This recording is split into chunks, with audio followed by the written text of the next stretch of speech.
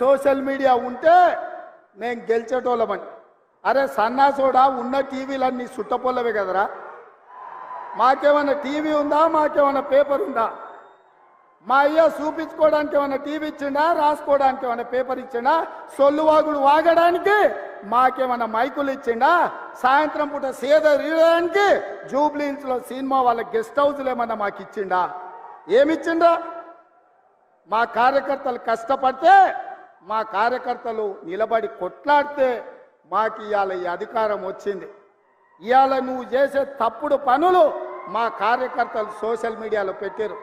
మాకు ఆ ట్యూబ్ అక్కర్లేదు, ఈ ట్యూబ్ అక్కర్లేదు, ఏ ట్యూబ్ అక్కర్లేదు. బిడ్డ, నీ ట్యూబ్ లైట్ వలగొట్టే బాధ్యత మాత్రం మేము తీసుకుంటాం. కానీ చివరికి దివాలా చెడి యూట్యూబ్ ఛానల్ పెట్టుకుంటామంటుండు. అట్లనే కృష్ణానగర్లో ఏదైనా బ్రోకర్ దందా కూడా పెట్టుకో. అది ఇది రెండు కలిస్తే బాగానే నడుస్తుంది నీ వ్యాపారం. ఇప్పటికి కూడా సిగ్గురాలే. వాళ్ళ కుటుంబం దోసుకుంటే తెలంగాణ ప్రజలు చెప్పు తీసుకొని కొట్టినరు అనే సంగతి ఆయనకు అర్థం కాలే. 10 ఏళ్ళు అడవి పందుల్లాక చెరుకు తోట మీద పడి అడవి పందులు తిన్నట్టు మా వికారాబాద్ పరిధి తాండూరు ప్రాంతంలో పల్లి చేను వేసుకుంటే అడవి పందులు రాత్రిపూట చేను మీద పడితే ఆ పంట కాపాడుకోనికి మా రైతులు కరెంటు తీగలు పెట్టి కాపాడుకుంటారు. అట్లనే తెలంగాణ ప్రజలు అడవి పందుల్లాక తెలంగాణ మీరు తెగమెక్కుతుంటే కరెంటు వైర్లు పెట్టి మిమ్మల్ని కరెంటు తీగలకు బలిచ్చి ఇవాళ కాంగ్రెస్ పార్టీని అధికారంలోకి తీసుకొచ్చారు. అందుకే మిత్రులారా, ఇవాళ నేను ఒక్క మాట చెప్పదలుచుకున్నా. సోనియమ్మ మాట ఇచ్చిందంటే అది శిలాశాసనం. సోనియమ్మ గారు ఏదైతే మాట ఇస్తే అది శిలాశాసనం. ఆ శిలాశాసనాన్ని అమలు చేయడానికి మా ఊపిరి పోయినా, మా రక్తం దారబోసైనా అమలు చేసే బాధ్యత నా మంత్రివర్గం, నా మిత్రులందరూ కలిసి తీసుకుంటాం. ఇవాళ ఇచ్చిన మాట నిలబెట్టుకోవడానికి కాంగ్రెస్ పార్టీ సిద్ధంగా ఉంది.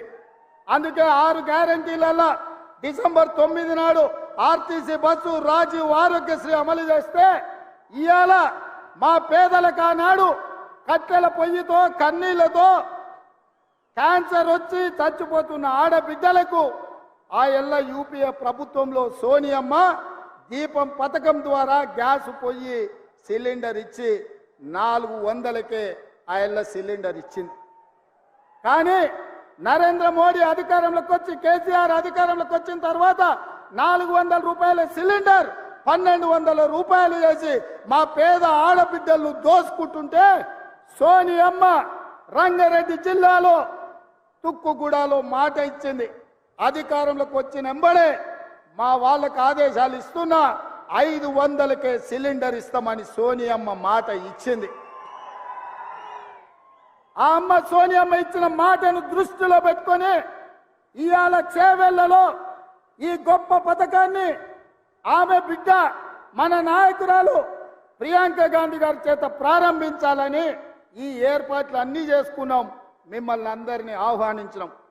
కానీ మహబూబ్ నగర్ జిల్లాలో శాసన మండలి ఎన్నికలుండి ఎన్నికల కోడ్ వచ్చి ఆ కార్యక్రమాన్ని చేవెళ్ళ ఈ వేదిక మీద చేసుకోలేక సచివాలయంలోనే ఈరోజు 500 రూపాయలకు సిలిండర్ ఇచ్చే కార్యక్రమాన్ని ప్రారంభించి, అదే విధంగా ప్రతి పేదవాడి ఇంట్లో వెలుగులు ఉండాలి, ఫ్యాన్ ఉండాలి, ఫ్రిడ్జ్ ఉండాలి, టీవీ ఉండాలి, ఆ టీవీలకు ఉచితంగా కరెంటు రావాలి అని ప్రతి పేదవాడికి 200 యూనిట్లు తెలంగాణ రాష్ట్రంలో ఉన్న ప్రతి కుటుంబానికి ఉచిత కరెంటు ఇవ్వాలి అని ఇయాలనే ప్రారంభించినాం.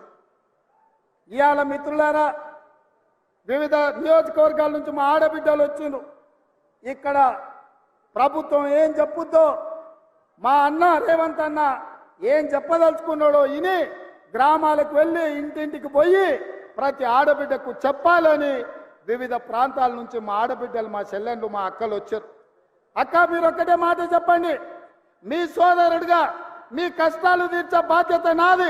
మా లక్ష్మి గ్రూపులను బలోపేతం చేసి మీరు లక్షాధికారులు కాదు, మిమ్మల్ని కోటీశ్వరులను చేసే బాధ్యత ఇందిరమ్మ రాజ్యం తీసుకుంటుంది. కాంగ్రెస్ పార్టీ ఆ బాధ్యతను తీసుకుంటుందని నేను తెలియజేస్తున్నా. అందుకే ఇవాళ ప్రతి పేద కుటుంబానికి 500 రూపాయలకే సిలిండర్ ఇచ్చే గొప్ప కార్యక్రమాన్ని తీసుకున్నాం. ప్రతి ఆడబిడ్డకు కట్టెల పొయ్యి నుంచి విముక్తి కలిగిస్తాం. ఏ ఆడబిడ్డ కంట్లో కన్నీళ్లు రావద్దు. ఆ కుటుంబం సంతోషంతో పండుగ చేసుకోవాలి అంటే 500 రూపాయలకే సిలిండర్ ఇవ్వాలి అని మన ప్రభుత్వం ఇయాలటి నుంచే ప్రారంభించింది. ఇవాళ 40 లక్షల మంది అర్హులైనరు. ఇంకా ఎవరికైనా రాకపోతే ఎంఆర్ఓ దగ్గరకో ఎంపీడీఓ దగ్గరకో వెళ్ళి మీ గ్యాస్ కనెక్షన్, మీ రేషన్ కార్డు లేకపోతే మీ ఆధార్ కార్డు చూపించండి. మీకు అందరికి ఇచ్చే బాధ్యత ఈ ప్రభుత్వానిది, ఇందిరమ్మ ప్రభుత్వాన్ని నేను తెలియజేస్తున్నా. ఎవరైనా మీకు రాలేదంటే ఆందోళన చెందకండి. అక్కడనే కూర్చొని అధికారులను అడగండి, మాకెందుకు రాలేదు, మా రేషన్ కార్డు, మా గ్యాస్ కనెక్షన్, మా ఆధార్ కార్డు ఇది మా రేవంత్ అన్న చేవెళ్ళలో చెప్పిండు, మాకు వస్తుంది ఇవ్వండి అని మీరు అడగండి. మీకు ఇప్పించే బాధ్యత పెద్దలు ఉత్తమ్ కుమార్ రెడ్డి గారు తీసుకుంటారు. ఆ నగదు బదిలీ చేసే బాధ్యత పెద్దలు బట్టి విక్రమార్క గారు తీసుకుంటారు. బట్టి విక్రమార్క గారు రోజు పొద్దున సాయంత్రం కూడుతూ ఉన్నాడు, కూడికలు కూడుతూ ఉండు, ఏమన్నా తక్కువవుతుందా ఎక్కువవుతుందా అని. నేను అన్న ఇది పేదోళ్ళది కదా, జర లెక్కలు తక్కువ చేయ, పైసలు వంచవే అని అన్న కూడా అవును ఇది నిజమే, పేదోళ్ళకి ఇవ్వాల్సిందే, కొంచెం అక్కడిక్కడైతే ఏదన్నా చూద్దాం కానీ ముందైతే వీళ్ళకి ఇద్దామని ఇవాళ 200 యూనిట్లు ఉచిత విద్యుత్కు, అదేవిధంగా 500 రూపాయలకు సిలిండర్కు సంతకం పెట్టిండు, నగదు ఇవ్వడానికి ఒప్పుకున్నాడు. మరి మీరందరూ మా బట్టన్నకు ఉత్తమన పెద్ద ఎత్తున సపోర్ట్ కొట్టురు. మా ప్రెస్ వాళ్ళు కొడతలేరు, ఏమయ్యా సిలిండర్ వద్దా మీకు, మీ ఇంట్లో కరెంటు తీసుకోరా. నాకు తెలిసి చాలామంది మా తెలంగాణ బిడ్డలు పేదోళ్ళే, తెల్ల రేషన్ కార్డు వాళ్ళే ఇక్కడ ఉన్న పాత్రికేయ మిత్రులు. మీకు కూడా ఇస్తామయ్యా, మీరు కూడా ఈ సంతోషంలో పాల్గొనండి. తెలంగాణ ఉద్యమంలో ఎట్లా పాల్గొన్నారో గిల్ల కూడా పాల్గొనండి. ఇది మంచి పని, ఇది రాజకీయం కాదు, ఇది పేదలకు సంక్షేమం. అందులో మీరు కూడా సహకరించాలి, మీరు కూడా అందులో భాగస్వాములే. కాబట్టి ప్రెస్ వాళ్ళ కోసం కూడా సార్ చప్పట్లు కొట్టురాయాలి, కొడతలేరు. అదేవిధంగా మిత్రులారా, ఇక మీరు అనుకుంటుండొచ్చు మా కార్యకర్తలు గా పక్క నుండి గాడ కూడా వచ్చేటప్పుడు ఇద్దరు అడిగారు, సార్ మరి నువ్వు ముఖ్యమంత్రి అయితే మరి మా సంగతి ఏందని. నేను ఒక మాట చెప్పదలుచుకున్నా, మీ కష్టంతో మీ శ్రమతో మేము ఇక్కడికి వచ్చినాం. ఈ వేదిక మీద ఉన్న ఎవ్వరం మేము సొంతంగా నాయకులం అయినోళ్ళు కాదు, మీరు కష్టం చేస్తేనే మేము అయినోళ్ళం. మరి మన కండ్ల ముందల ఇప్పుడే పార్లమెంట్ ఎలక్షన్ ఉంది. పార్లమెంట్ ఎన్నికల్లో మీరు కష్టపడితేనే ఢిల్లీకి 14 మందిని దోలుతాం మనం. ఇవాళ ఇప్పుడే పేడముద్దు బోడిలింగానికి సవాల్ ఇస్తుంది, ఒక్క సీట్ కూడా నీకు రాని అని. మరి ఇది నా ఒక్కంతో అవుతుందా?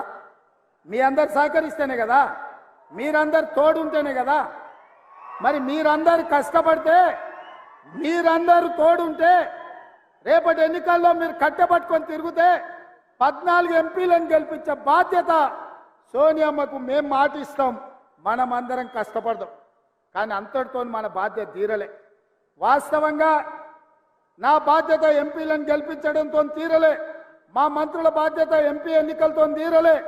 అసలైన బాధ్యత క్రమశిక్షణ కలిగిన కార్యకర్తలను సర్పంచులుగా, ఎంపీటీసీలుగా, జడ్పీటీసీలుగా, జిల్లా పరిషత్ చైర్మన్లుగా, మండల పరిషత్ అధ్యక్షులుగా మిమ్మల్ని గెలిపించినప్పుడు వార్డు మెంబర్లుగా ప్రతి హోదాలో కార్యకర్తలను గెలిపించినప్పుడే నిజమైన కాంగ్రెస్ పార్టీ నాయకులం అనిపించుకుంటాం.